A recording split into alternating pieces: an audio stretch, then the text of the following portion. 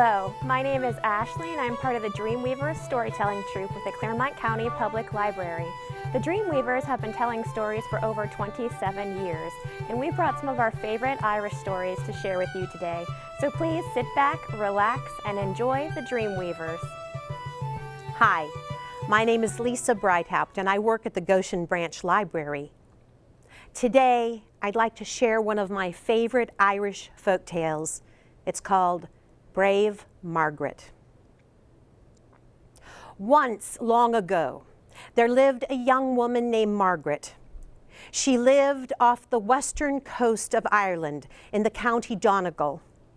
And there, between the cricks and crags of the seashore, she managed to eke out a living with her herd of cattle. She was a very strong woman.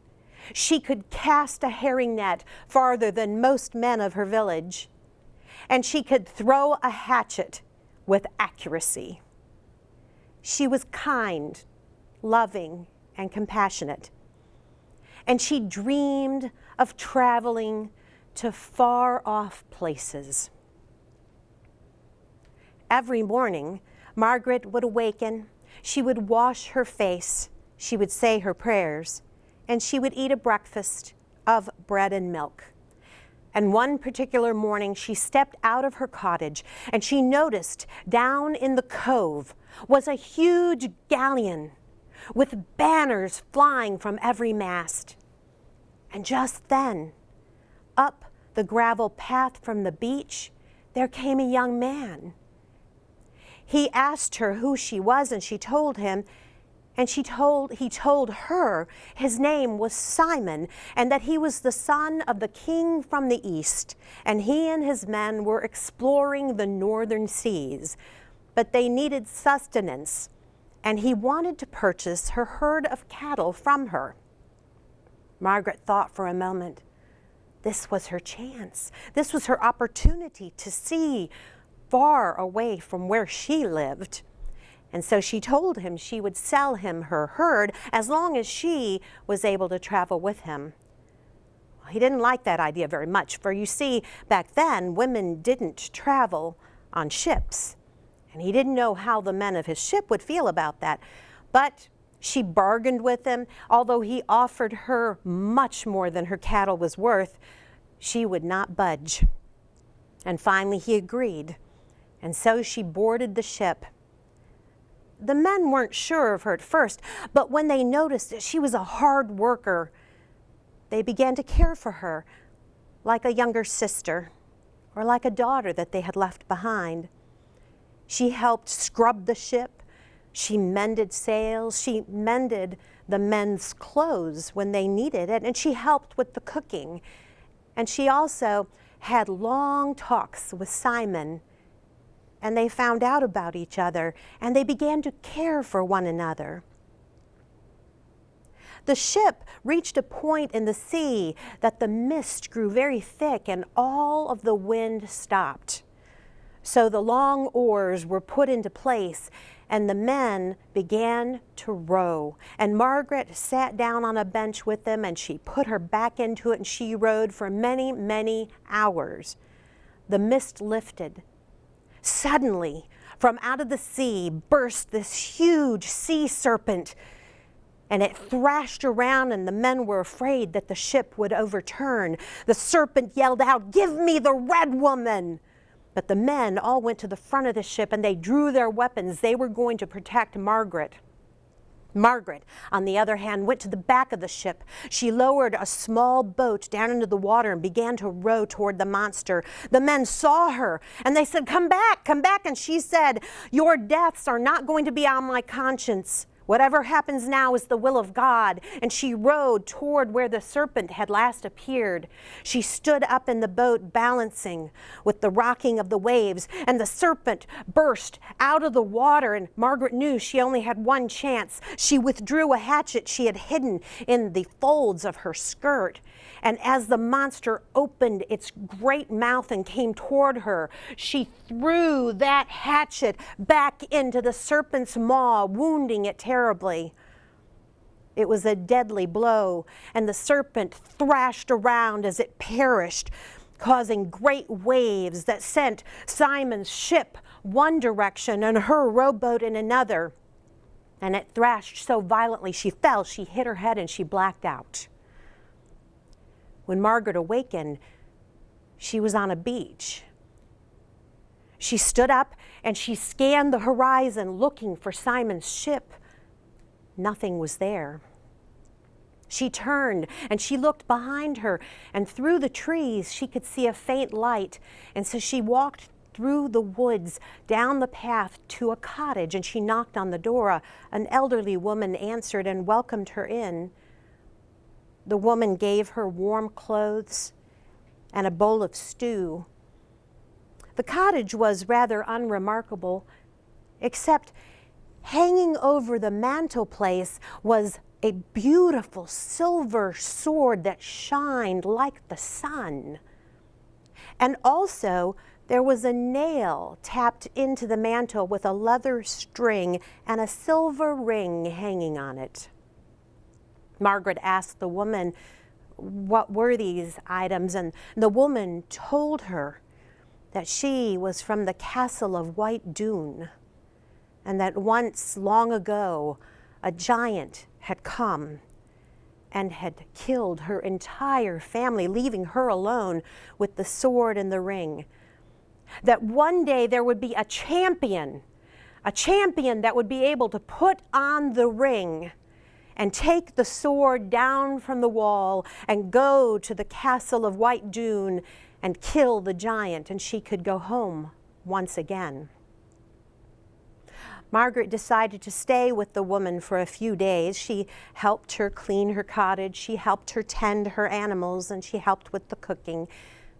And 3 times a day, Margaret would go down to the beach, and she would scan the horizon looking for Simon's ship.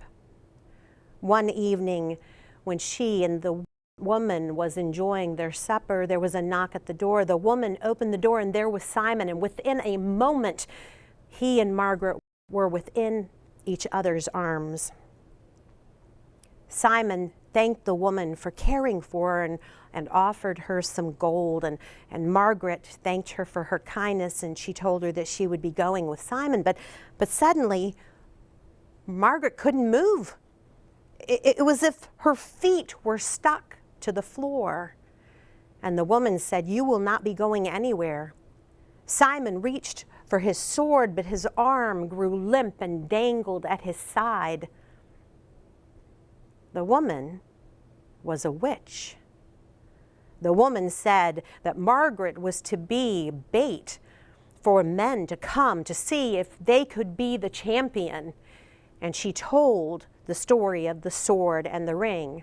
Simon went over and he tried the ring on, but it was just too small for his finger. He tried to take the sword down from the wall, but it remained fast. He told the woman that he would go and slay the giant. Margaret didn't want him to go, but he insisted.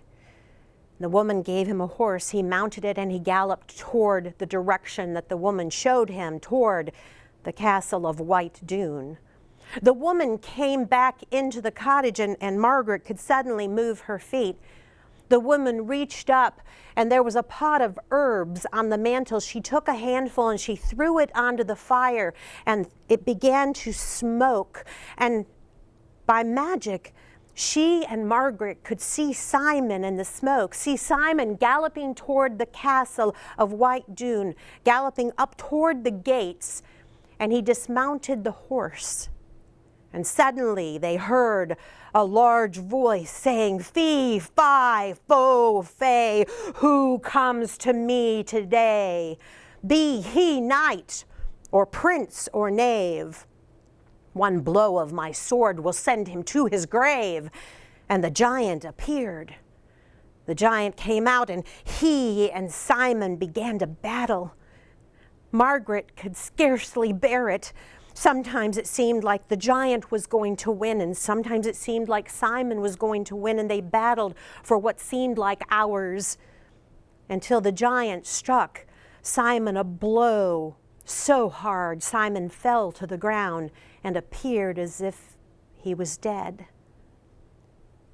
Margaret was overcome with her grief, and in her haste, she grabbed the ring and tore it from the string, and she put it on her finger, and it fit. She reached up, she took the sword from off the wall, and she said to the woman, "You were waiting for a man to be your champion, but it is I, a mere woman." She mounted a horse, and she galloped in the direction that Simon had taken. And as she approached the castle of White Doon, she heard that voice again come from within the castle walls. "Fee, fi, fo, fe, who comes to me today? Be he." And the giant looked, and he laughed. "A mere girl." Before he could even draw his sword, Margaret remounted her horse, galloped toward him, and as she rode under his legs, she sliced both of his ankles, which caused the giant to fall to his knees. He was stunned, but before he could do anything, she had crept up behind him. She took her sword and she chopped that giant's head from his body, and the body fell dead to the ground. She dismounted her horse and ran to Simon's side and knelt beside him. He wasn't breathing. He was cold. She covered her eyes in sorrow, and then she felt a presence and looked up, and there stood the old woman. "Come with me," said the old woman. "What has been done may be undone." And Margaret followed the woman into the castle, through the dark hallways and passages, until they came to a small dark room.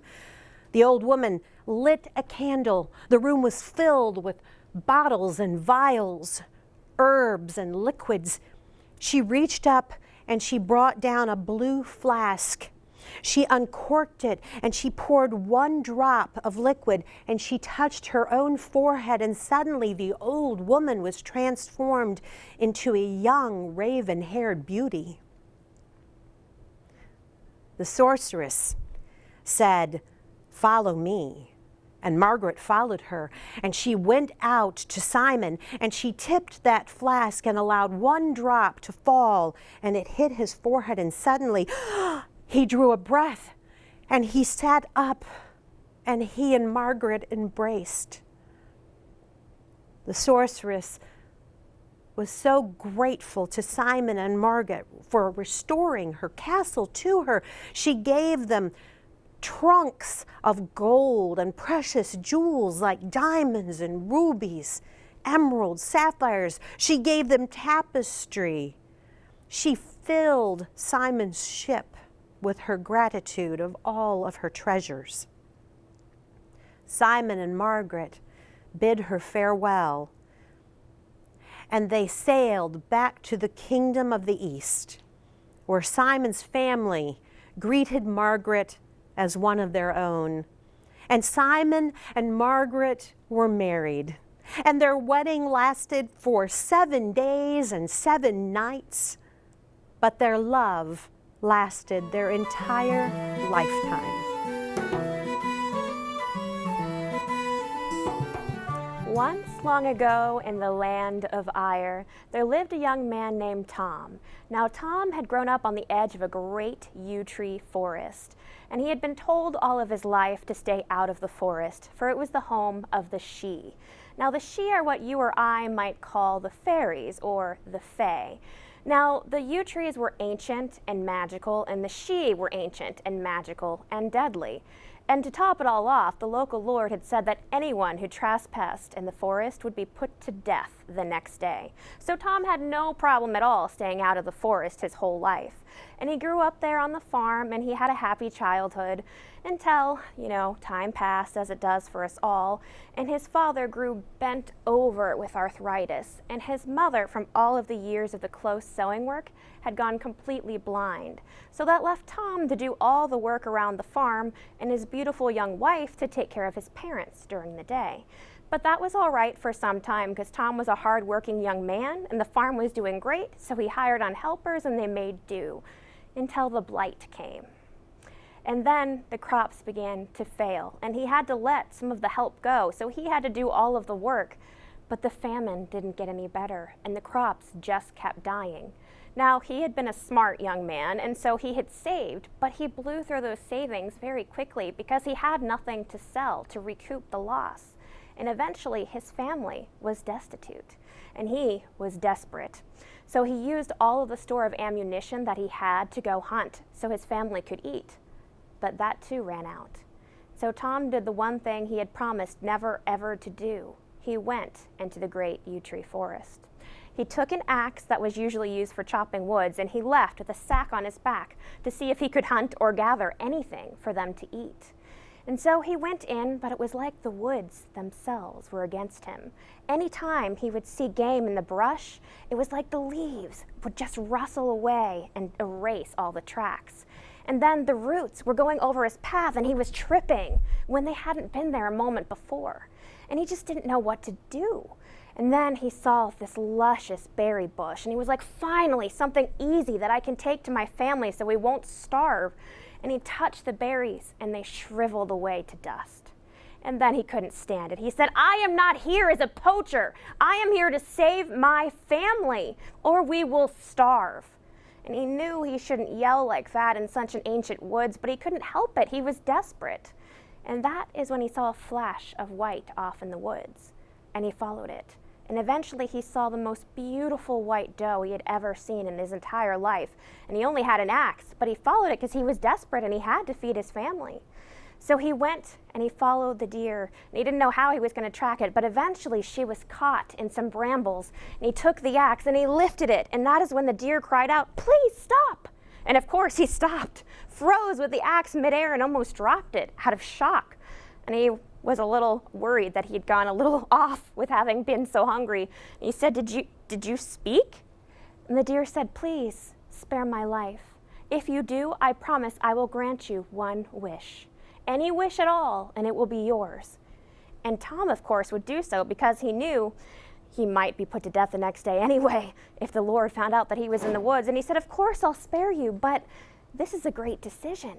I need to talk to my family about it. I don't know what to do. I don't know what to ask for. I want to make this right. And so the doe said, well, you must know I am one of the she, and my word is my bond. If you come here on the morrow at dawn, I will be waiting, and you can have your wish granted then.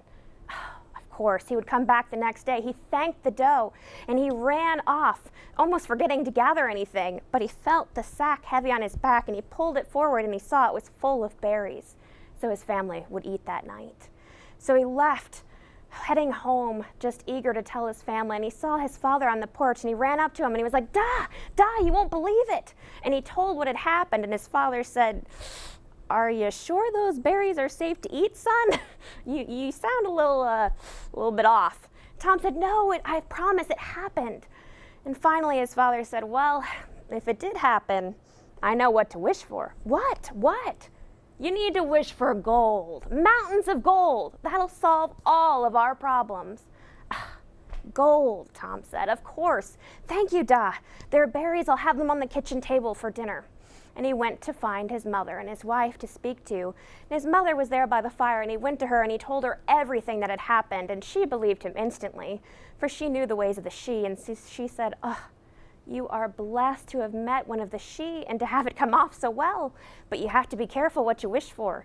And he said, yes, I know, but what is it that I should wish for, Ma? What would you wish for? And the old woman was quiet, and she kind of rubbed her face, and she said, well, I hate to admit it, but I only have a selfish wish in my heart. And he said, well, what, Ma, what? Because he knew his mother was not a selfish woman. She said, well, I would wish for my sight, so I could see my loved ones once more, and maybe even so I can help you bring some bread to the table. And he felt like the worst son in the world. Of course, his mother's sight, that's what he should wish for. He should have thought of it. And he thanked her for her opinion. And he went and he brought her to the table, and he gave her berries and made sure his father was eating as well. And then he found the next most important, in fact, the most important member of his household, his wife. And he told her everything that had happened. And she believed him at once. And she said, oh, well, what your family is saying, I mean, those are both good wishes. And he said, well, what about you? What do you want me to wish for, love? And she was quiet. And she said, well, I must admit I'm like your mother in that I only have a selfish wish in my heart. And he knew his wife was no more selfish than his mother. And he said, well, what? What is it? She said, well, we've been trying for years to have a baby, and we haven't had one. I would wish for a wee bairn of my own to hold and love. And then he felt like the worst husband in the world. Of course he should wish for a baby, even though there was a famine. They had been trying for years and it would bring his family happiness. But all of those things were good wishes. Gold would solve their problems. His mother's sight, a baby, what in the world should he choose? So he went to bed that night after eating his fill of the berries, thinking, what is it that I should pick? But when he woke up the next day, he knew. And he went to meet the doe in the woods. She was waiting for him and she said, well, did you think of what to wish for? And he said, I know. I wish that my mother could see her grandchild being rocked in a cradle made out of gold. And the doe smiled and she laughed, and Tom was relieved. He had thought that she might be angry. She said, you are a clever one, aren't you? Well, I said my word is my bond, and it is, and so all that you have wished for will come to pass. And so it did. And so Tom and his family lived happily to the end of their days.